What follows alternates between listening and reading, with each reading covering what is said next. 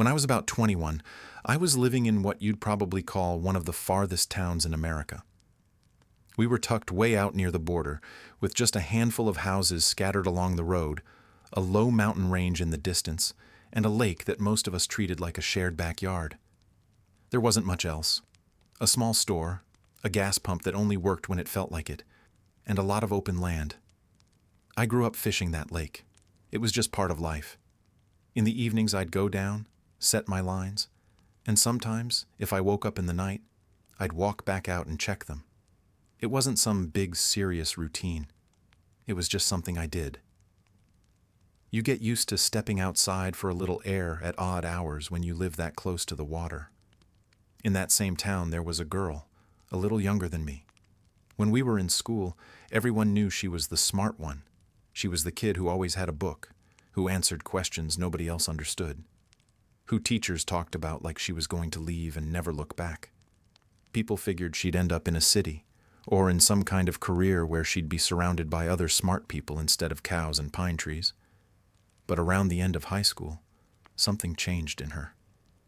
Nobody could really say when it started. It was one of those things you only notice in hindsight. She got quiet in a different way. She looked tired all the time. Sometimes people would see her standing in one place too long, staring at something that wasn't there. Eventually, everyone knew something was wrong. I heard a lot of talk. Small towns are built on talk. Some people said she'd gotten into dark stuff, that she'd tried to do rituals, spells, whatever you want to call it. They blamed books, or the internet, or just curiosity. Personally, I never put much weight on that. I've never been someone who believes in magic or curses.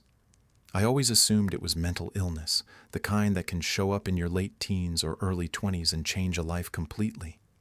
Her family tried to take care of her. They took her to doctors when they could. They watched her as best they were able. But there are only so many hours in a day, and you can't keep eyes on somebody 24 hours a day, 7 days a week, especially when people still have jobs, other kids, and bills to pay. So, as the months went on, it wasn't unusual for people to spot her at odd times. Someone would say, "I saw her walking near the highway at sunrise," or "I saw her sitting by the old trailer park at night." People noticed, they shook their heads, and then life kept going. Everyone assumed the family was doing their best, and that was that. Nothing about that, by itself, was unusual for a place like ours. The part that stuck with me came from one night down by the lake. I still remember the feeling of that night pretty clearly. It was one of those summer nights where the air is warm enough that you don't need a jacket, but the temperature drops just enough that the lake feels cooler than the land. The sky was clear, and the moon was bright enough that you could see without a flashlight if your eyes adjusted. I had gone down to the lake earlier that evening, put out a few lines, and then gone home. Sometime after midnight, I woke up. I don't remember why. I wasn't having a nightmare. I didn't hear anything unusual. I just woke up and felt awake enough that going down to check the lines sounded better than lying there staring at the ceiling. My house was maybe a 5-minute walk from the water if you went straight there.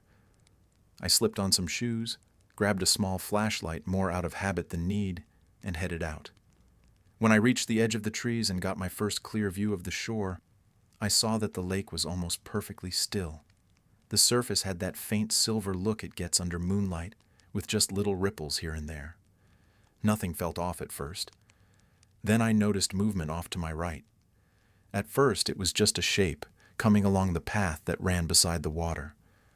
My mind went straight to the simple, practical thought. Someone else is awake.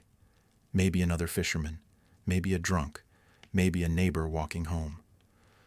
But as the figure came closer, I could tell it wasn't a big person, and the way they moved didn't look like an adult. When you're standing alone near the water at 1 a.m, and you see someone coming in your direction, your body reacts before your brain has time to form a detailed plan. I stepped back a little into the shrubs just to make sure I wasn't standing out in the open. In the moonlight, I started to make out more details. The figure was slender and not very tall. They were wearing light-colored clothes. To me, it looked like a white dress or nightgown. The fabric moved a little in the breeze. Their steps were steady but light. By the time they got close enough for me to see their face, I was already crouched down behind some bushes. I didn't have a strong reason to hide. It was just instinct. I didn't really feel threatened. I just suddenly didn't want to be seen. She walked right past where I was, no more than a few yards away, and sat down at the edge of the lake. When she turned her head slightly, I recognized her. It was that girl from town. For a moment, all I felt was concern. My first thought was not dark magic or anything like that. It was, what if she falls in? What if she decides to walk into the water? I told myself if she got too close or if she slipped, I'd step out, shout, run to help. I didn't want to scare her by jumping out right away and making her panic, so I just watched. She sat there, cross-legged, maybe a foot or two from the waterline. Her shoulders were stiff. She wasn't looking around. She was focused straight ahead, on the lake. She wasn't talking out loud, at least not loud enough for me to hear, but I could see her hands moving in her lap. At first, I thought she was just fidgeting, but the longer I watched, the more deliberate it looked. Her fingers moved in repeated patterns, like she was tracing shapes in the air or on the ground, or sorting invisible objects. I remember thinking, is this just her mind doing its own thing? Or is she actually following some kind of steps? A couple of minutes went by like that, just her sitting there, hands moving, me watching from the bushes, and the lake staying mostly calm. Then I heard something. It came from the water, not the shore. It wasn't a splash, and it wasn't the usual sound of a fish breaking the surface. It was more like a low, heavy shift. The best way I can explain it is that it sounded like something large moved or rolled on the lake bed under the water. A dull, slow sound that didn't match the tiny ripples I was seeing. My body reacted before my head did. I felt my heart jump and this cold feeling in my stomach. I remember leaning forward a little, trying to see if anything had changed on the surface. She didn't flinch. If anything, she leaned a little closer to the water, still working her hands, shoulders tense but controlled. I told myself, it's probably just a big fish. Maybe a log rolled. Maybe I'm imagining it. But even while I was jumping to those explanations, another part of me was sitting there going, that did not sound normal. Her movements sped up. Her hands started to move more quickly, and I noticed her breathing had changed. Even from a short distance, I could see the rise and fall of her shoulders. It looked like she was concentrating hard on whatever she thought she was doing. Then the lake surface changed again. This time there was a clear, sharp disturbance. A patch of water directly in front of her seemed to lift and twist in a way that didn't match the small waves around it. It was quick, just a second or two, but it was enough that I knew I wasn't imagining it. I grabbed the bush in front of me without realizing. I remember thinking, if she goes into that water, I have to move. I can't just sit here and watch her drown.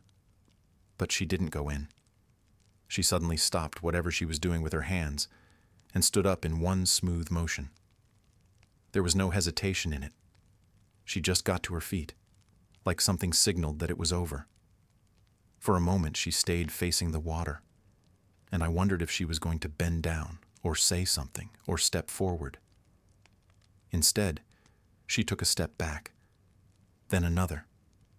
She walked backward a little, then turned and started walking away from the lake along the shore path, the same way she had come, not in a hurry, not stumbling. She didn't look around. She didn't seem scared.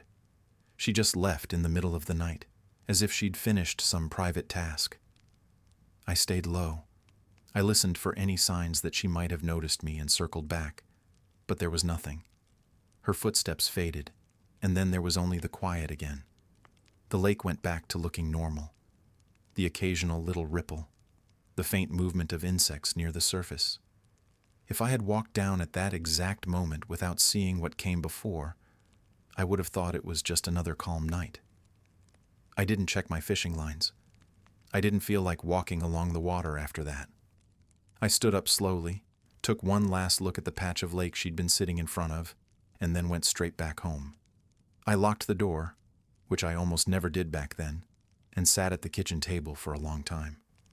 I didn't turn on the light. I didn't want the bright house light against the dark outside. I just sat there, replaying it. I tried to come up with explanations that made sense. Maybe I misheard the sound. Maybe there was a submerged log that shifted from some current. Maybe she was just doing repetitive hand movements like some people with certain conditions do. All of that is possible. But no matter how many times I went over it, that feeling stayed, that she hadn't just been sitting there randomly. It looked like she was doing something with a clear beginning and end. It looked like she was waiting for a response from something I couldn't see. For weeks afterward, I avoided going to the lake at that hour. I still went in the daytime. I still fished. Life didn't stop. The spot itself didn't change. I never saw anything else strange at that exact part of the water. As for her, things didn't get better. Her family kept doing what they could. People continued seeing her around town at strange times, in strange places.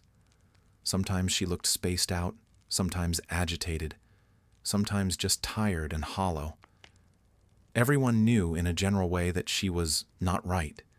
It was sad, but most people had no idea what to do beyond offering a kind word or pretending not to stare. The years went on after that night. I grew up, worked different jobs, dealt with my own problems, and every now and then I'd see her from a distance. Just a flash of familiarity, nothing more. I never walked up to her because I never knew what I could say that wouldn't feel empty. And then, one day, word went around that she was gone. No big event, no accident, just gone in her early 30s. People blamed her health or her mind, or maybe just the kind of bad luck small towns never bother to question. That's the version everyone accepts. A bright kid who drifted away and never found her way back. But I can't accept that so easily. Not after what I saw by the lake. I never saw her there again. I never saw those strange movements again. And that sound from under the water, that deep, impossible sound, it never happened again for anyone else. I still don't believe in spells or curses. I don't think she was practicing anything supernatural. But I do know this. Whatever she went out there to meet that night, it met her back. I can't prove it. But I also can't shake it, because nothing in that lake ever moved like that for anyone else. Not before. Not after. And every time I think about her sitting there, alone, facing that dark water, I feel like I witnessed something I wasn't supposed to see. Something meant only for her. And the uncomfortable part is this. If something in that lake chose her, what else in this town has chosen someone? If you want to hear what happened to the next person, it's already waiting for you on the screen.